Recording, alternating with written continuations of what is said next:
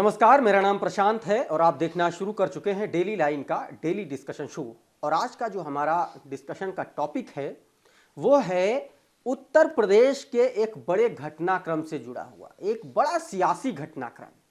जुड़ा है मायावती से, जुड़ा है बहुजन समाज पार्टी से और जुड़ा है मायावती के सियासी जो आने वाले वक्त में जो बागडोर संभालेंगे बसपा की, उनसे, उनके भतीजे आकाश आनंद से। बहुजन समाज पार्टी की, या यूं कहें आधिकारिक तौर पर मायावती ने अब अपनी विरासत जो है आकाश आनंद को सौंप दी है। एक ऐलान हुआ और जिसके बाद पूरा का पूरा सिनेरियो बदल जाएगा, ऐसी चर्चा उत्तर प्रदेश में शुरू हो गई। क्यों?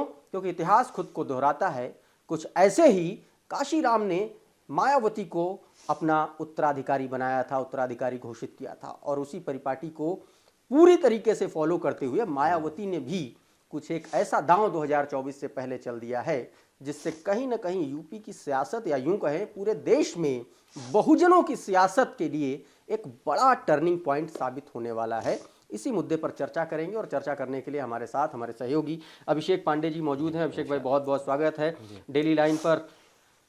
मायावती ने 24 से पहले एक ऐसा दांव चल दिया, या यूं कहें एक ऐसा फैसला ले लिया है जो बाजी पलट भी सकता है और पार्टी भी पलट सकता है। दोनों ही चीजें हो सकती है क्योंकि कयासबाजी इसी की है। देखिए, मुझे लगता है कि मायावती लगातार मुख्यमंत्री रह चुकी हैं 4 बार, बीएसपी की सरकार चला चुकी हैं, पार्टी की अध्यक्ष बनी हुई है लंबे समय से। उनकी वो एक मिशन बेस्ड पार्टी है और एक वर्ग में उनकी अपनी काफ़ी पहचान है। और मुझे लगता है कि उत्तर प्रदेश से बाहर भी आप कई राज्यों में जहां चुनाव होते हैं, बसपा के वोट बैंक हैं, उनको वोट शेयर मिलता है। उनको हाँ। नेशनल पार्टी का दर्जा भले खत्म हो गया हो, लेकिन वोट मिलता है। लेकिन मायावती की मुझे लगता है बढ़ती हुई उम्र, घटती हुई राजनीतिक सक्रियता, और तीसरा बसपा में जो एक बड़े बदलाव की बात कही जा रही थी, और चौथा कि आखिर मायावती के बाद कौन? तो मायावती के परिवार में उनके जो भाई हैं वो सक्रिय नहीं, राजनीति से बहुत दूर हैं। उनके परिवार में और कोई है नहीं। भतीजा केवल आकाश आनंद था, वो पार्टी का काम देख रहा था, नेशनल कोऑर्डिनेटर था। और बसपा में सेकंड लाइन ऑफ लीडरशिप कभी रही ही नहीं। आप देखिए, और जितने लोग BS4 से लेके कांशीराम और मायावती के उस समय के साथी रहे हैं, आज कोई बसपा में नहीं है, सब बाहर हो चुके हैं। सेकंड लाइन ऑफ लीडरशिप जब तक नहीं रहेगी, ट्रांसफर ऑफ लीगेसी हो ही नहीं सकती। अब विरासत, अगर मैं काम कर रहा हूं, कल को मैं सर्विस से रिटायर होऊंगा, तो मेरे बाद काम करने वाले को मुझे खुद तैयार करना होगा। ठीक बात कि मेरे बाद वो काम संभाले। क्या आकाश आनंद तैयार है? देखिए, आकाश आनंद की उम्र अभी 28 साल है। अभी मुश्किल से आप 2017 के बाद से वो जानना पहचानना शुरू किया गया। 2017 की सहारनपुर वाली रैली में पहली बार इंट्रोड्यूस कराया गया, चेहरा दिखा था उनका कि ये नौजवान लड़का कौन है जो मायावती जी के साथ में है। अभी पिछले साल शादी हुई थी तो एक हाई प्रोफाइल वेडिंग देखी गई थी। इसके अलावा अभी राज्यों में, राजस्थान में उन्होंने पदयात्रा निकाली थी, तो थोड़ी पहचान उनको मिली है।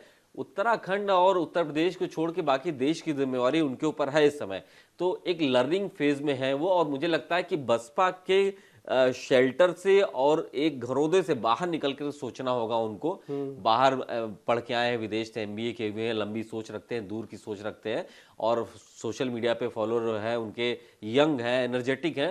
तो उनको जो एक मिशन बेस्ड पार्टी जिस तरीके से मायावती चलाती थी, वो कार्डर बेस्ड वाला सिस्टम नहीं था कि उन्होंने चेन बना रखा है, चुनाव होता है। एक मिशन बेस्ड पार्टी थी। उसको सोचना होगा कि हमको मिशन, आज के दौर में मिशन बेस्ड पार्टी ये बड़ा फैसला है, या हमको पार्टी के अंदर इंटरनल डेमोक्रेसी भी लागू करना है और दूसरे लोगों को भी मौका देना है। क्या एक सवाल ये भी है, क्योंकि बहुत सारे चैलेंजेस भी सामने आ रहे हैं पिछले कई साल से, या यूं कहें जब से उत्तर प्रदेश में भीम आर्मी का उदय हुआ जी, आजाद समाज पार्टी, भीम आर्मी के मुखिया चंद्रशेखर आजाद, क्योंकि कई बार वो टक्कर देते हैं और कई बार ये भी गाहे बगाहे ये सुनने में आता है, चर्चा होती है कि मायावती और चंद्रशेखर में अब खास तौर पर जो यूथ वोटर है वो चंद्रशेखर की तरफ देखने लगा। क्या कहीं उसी के मद्देनजर, उसी को देखते हुए ये फैसला लिया गया? आप देखिए कि जब से मायावती बसपा की कमान संभाल रही हैं, उनके सामने उनके जो मिशन में कोई रोड़ा नहीं था। उनका मिशन क्लियर था, उनके लोग क्लियर थे, उनको पता है कि हमको कैसे चलना है।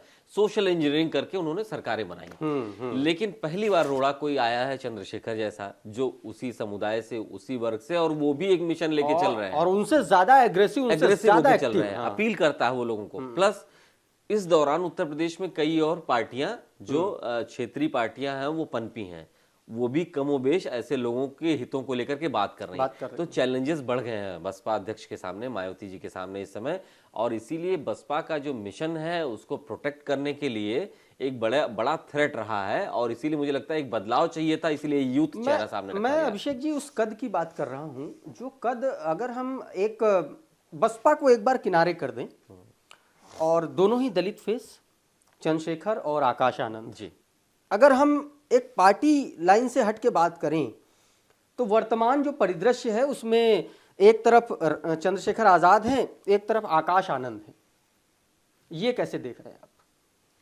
देखिए अभी आकाश आनंद को साबित करना है, चंद्रशेखर ने अपने आप को साबित किया है। साबित क्या किया है, उनको जो स्पेस मिला है वो नेशनल पॉलिटिक्स में वो अपने आप को लेके आए हैं। उनका कोई गॉडफादर नहीं था। आकाश आनंद को सब कुछ मिला है बना बनाए, लेकिन वो अभी वो साबित नहीं कर पाए हैं। ये बात देखिए बसपा के सामने यही तो बड़ी चुनौती है। अभी मैं कहीं पढ़ रहा था, ये बात उठने लगी कि बीएसपी जो एक मिशन बेस्ड पार्टी थी, अब वहां परिवारवाद आ गया। परिवारवाद की बात वहां भी शुरू हो गई। पार्टी के बने कांशीराम जी ने काम किया, उसके बाद उन्होंने अपने परिवार के किसी को नहीं पार्टी की कमान से, उन्होंने देखा कि जो काम कर रहा है उसके पीछे की और भी कहानियां, उस पर नहीं जाते, काम कर रहा उसको उन्होंने ट्रांसफर किया। ऐसे ही बीएसपी में मायावती जी के समय में जब वो लगातार काम करती रही हैं, सेकंड लाइन ऑफ लीडरशिप कभी पनपी नहीं, कभी तैयारी नहीं हुई। तो ऐसे में अपने तैयार नहीं हुई या तैयार की नहीं, किया नहीं, उन्होंने किया ही नहीं। पर मैं दूसरे क्षेत्रीय दलों में फिर भी एक लाइन ऑफ एक्शन दिखता है, बसपा में है ही नहीं। ये कहते थे कि अगर मायावती जी कभी राजनीतिक सक्रियता गिर जाएगी, कम हो जाएगी, तो पार्टी टूट जाएगी, खत्म हो जाएगी। मैं छोटा सा और एक किस्सा जोड़ूंगा भी, जो हाल फिलहाल में जो घटना घटी बसपा के अंदर ही, दानिश अली को बाहर कर दिया जी। क्या वर्तमान में बहुजन समाज पार्टी एक बड़े ट्रांसफॉर्मेशन से गुजर रही है? जी हाँ, बिल्कुल। ये बात और आज से नहीं, पिछले 5 साल से प्रयास किया जा रहा था, और ये आरोप लग रहा था इसी प्रयास में, इस कोशिश में आरोप भी लगने लगे कि ये प्रयास आखिर क्यों हो रहा है, क्योंकि सबको पता था कि बसपा का मिशन क्या है, किसको लेकर के वो बात करते हैं। सर्वजन हिताय नारा है और बहुजन सुखाय वो कहते हैं, लेकिन उसके पीछे ये था कि वो माइनॉरिटीज को लेकर के उन्होंने, खासतौर पर अल्पसंख्यक मुस्लिम्स को लेकर के उन्होंने अपने विजन में कुछ बदलाव किया था, और वहीं से क्वेश्चन शुरू हो गया था कि ये बदलाव क्यों हो रहा है। तो मुझे लगता है कि बीएसपी के अंदर जो चेंजेस शुरू हुए थे उसको ठीक से एड्रेस नहीं किया गया, कंफ्यूजन बना रहा। और अब आकाश आनंद के सामने यही चुनौती है कि कैसे हम अपने मतदाताओं को और माइनॉरिटीज को बता पाएं कि हमारा जो नारा है, जो हमारा मिशन है, वो हम आप तक कैसे पहुंचाएंगे। ये आकाश आनंद के सामने सबसे बड़ी चुनौती है। आप देखिए कि जो बीते 2 चुनाव हुए, चाहे यूपी का हो चाहे 19 का लोकसभा का चुनाव हो, बीएसपी ने कितने मुस्लिम प्रत्याशियों को टिकट दिए थे, कितने, और यही आरोप लगा कि ये बीजेपी को फायदा पहुंचा रहा है। बहुत सारे मुस्लिम प्रत्याशियों को टिकट दिए गए थे।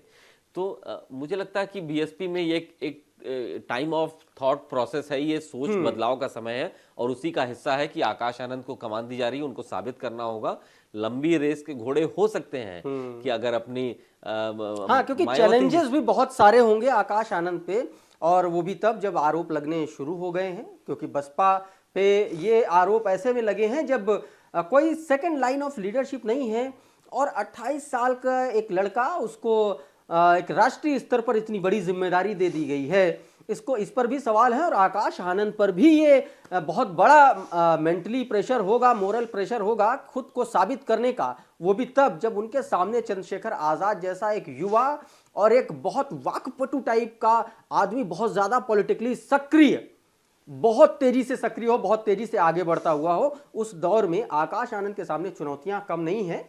बहरहाल बहुजन समाज पार्टी का जो ये ट्रांसफॉर्मेशन है, इस पर आपकी क्या राय है, क्या सोच के किया गया है, आप हमें कमेंट करके बताइए। ये वीडियो, हमारा विश्लेषण अगर आपको अच्छा लगा, अगर आपको पसंद आया है, तो इसको लाइक करिए, इसको दूसरों को भी शेयर करिए। अगर आप हमारे चैनल पर नए हैं तो हमारे चैनल को सब्सक्राइब करिए। इसी तरीके के ज़्यादा से ज़्यादा वीडियो सबसे पहले पाने के लिए बेल आइकन भी दबाइए। और अगर ये वीडियो आप हमारे फेसबुक पेज पर देख रहे हैं तो वहाँ पर हमें फॉलो करिए। हमारे प्लेटफॉर्म का नाम है डेली लाइन।